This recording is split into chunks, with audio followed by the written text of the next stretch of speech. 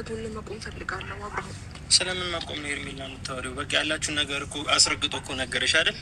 ማውራት የምትፈልጊውን ነገር መጠየቅ የምትፈልጊውን ነገር ጠይቂውና እንሂድ። እነሱም ቢሆን እኮ ይህንን ነገር ሊያሳዩን እንጂ እኮ ድጋሚ ህይወቱን እኮ ከእሱ ጋር እንድታስተካኪ አይደለም ያመጡን። አይደለም ሚኪ፣ እነሱና አብርሃም አንተ ትክክለኛ ሰው ነው ገብቷል። እነሱና አብርሃም አንድ አይደሉም ሚኪ፣ አስተው እንደዛ አትበል። ይገባኛል፣ ግን እኔ በዚህ ልክ አብርሃም ተቀይሮ ምናምን እዚህ ጋር ሳገኘው ግን በእንደዚህ አይነት መልኩ አልነበረም ተቀባይነት ያገኙት። ሱ እኔ ተቀይሬያለሁ እንዴ?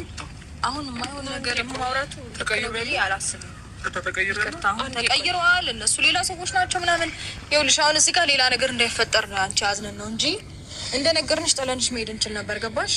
ስለዚህ አሁን ሌላ ላፊ ቃል መነጋገሩ ልክ ነው ብዬ አላም አውቅሻለሁ ሄርሜላ። ለምንድን ነው? እሺ እኮ እየነገርኩህ ነው። ስለኔ በደንብ እንድነግር ምናልባት ከፈለግ በጣም ነው የምወድህ፣ በጣም ነው የማፈቅረው አብርሃም። እኔ አንተን ማጣት አልፈልግም። ከዛ ባለፈ ደግሞ እንዴት ብዬ ላስረዳ ስለ ራሴ? እኔ እንደዚህ ያደረግኩልህ፣ እኔ በዚህ መንገድ መጥቼ፣ እኔ በዚህ መንገድ አልፌ ልልህ አልችልም። ገባ? ግን ደግሞ አሁን እየመረጥክና ያለህበት ህይወት ትክክል አይደለም። ከኔ ጋር በጣም ብዙ ነገር ያሳለፍክ ሰው ነህ። በጣም በብዙ ወጣ ወረድ ውስጥ እኔ እናንተ ብዙ ነገር አሳልፍን ነው እዚች ጋር የመጣ ነው። ገባ?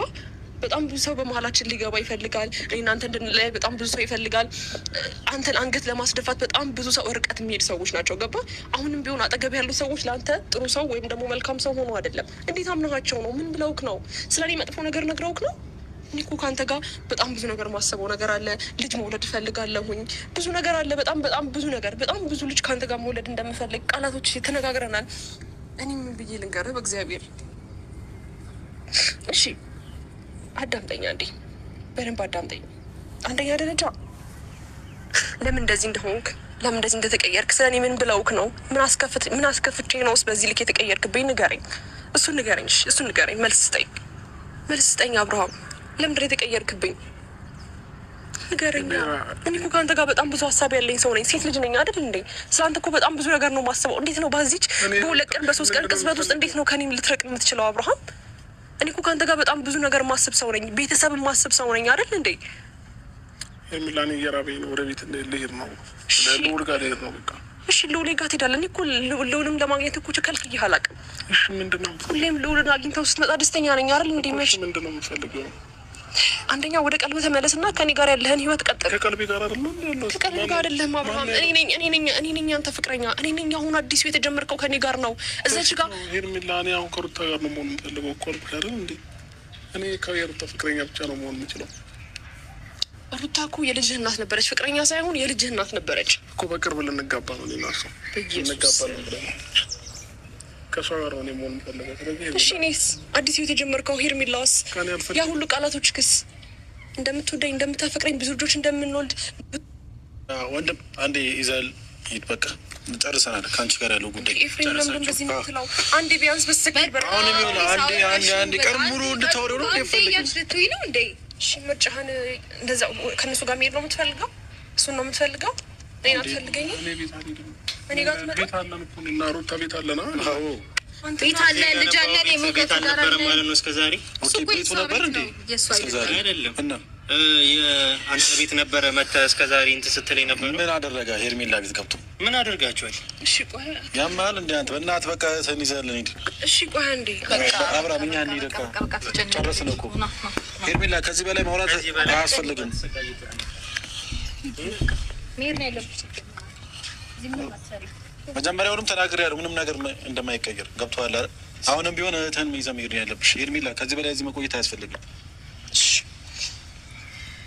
ምራችሁ ነበር ግን እስከ ዛሬ ለካ ህይወቷ ላይ እየቀለድክና እየተሳለቃችሁባት የነበረው ለካ እሷን ወጥመድ ውስጥ ከታችሁ ነው። ይሄ ደግሞ ድጋሚ ህይወቷ ላይ ተመልሰ እንድትመጣም አልፈልግም። አንተም ነገር ያለው ከዚህ በፊት በቪዲዮ ማስጠንቀቂያ ልኬልሃለሁ። ህይወቷ ላይ ድጋሚ እንዳትመጣ። አንተ ግን በተለይ አንተ በጣም አከብር ነበረ። በዚህ ልክ ግን ወርደህና ከነሱ ጋር አንድ ላይ ሆነ ስላየው ግን በጣም ነው ያፈርኩብህ አብርሃም። እንግዲህ የራሳችሁ አመለካከት ነው። መሄድ ትችላላችሁ። ከዚህ በላይ ባትቆዩ ደስ ይለናል። እኛ ማውራት የምትፈልጉት ነገር ጨርሳችኋል። ሲጀመር አይመለከትም። ከዚህ በኋላ ህይወቷ ላይ እንዳደርስ ብያለሁ። ምንም ላድርጋት ምንም ትሁን ህይወቷ ላይ አንዳችሁም እንዳደርሱባት ተናግሬያለሁኝ። በቃ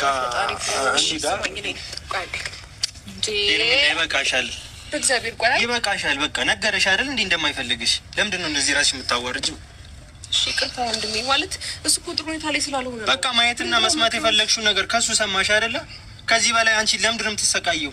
አይደለም የሆነ ነገር ብለው መክረውት ነው የሚሆነው። ስለኔ ወይ መጥፎ ነገር መክረውት ነው ወይ ነፃ ልጅ አይደለም። ስለ አንቺ ምንም ነገር አልነገርኩም። የሆነ ትንሽ እየቦቃቀላ የምታጫውች ነው የሚመስለው እኮ አታለውክ ነው ምናምን ትያለሽ እንዴ? ሞት ይዣለሽ እንዴ? እያሟታል ለብሮ ይዘን ነው አትሄድ ወናት ጨረሰችው። አብራም ጨርሰናል አይደል? እንዴ አይደለም እና እሺ ኤፍሬም አንተ ቢያንስ ሌላ ነገር ነው የፈለገችው። እኔ ሌላ ነገር ውስጥ ለምን እንድገባ ታደርጊኛለሽ? ሚኪያስ ለምንድን ነው እህትን ስነ ስርዓት ማታስይዝልን? እሱ ደግሞ አይወድሽም ሄርሜላ እንደዚህ እንዳረግ እሷ እንደዚህ እንድታረግላት ይፈቀዳል። እየነገርኩሽ ነው።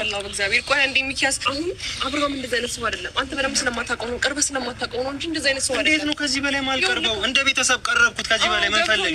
ይኸውልሽ ቢገባሽ አንቺ እንደዚህ እየሆንሽለት እሱ እዛ ጋር እየሄደ አንዴ ሩታ ጋር አንዴ ፊልም ጋር እየተገናኘ ህይወትሽ ላይ ይዟቸው ባልመጣ ነበረ። ቢገባሽ ማለት ነው።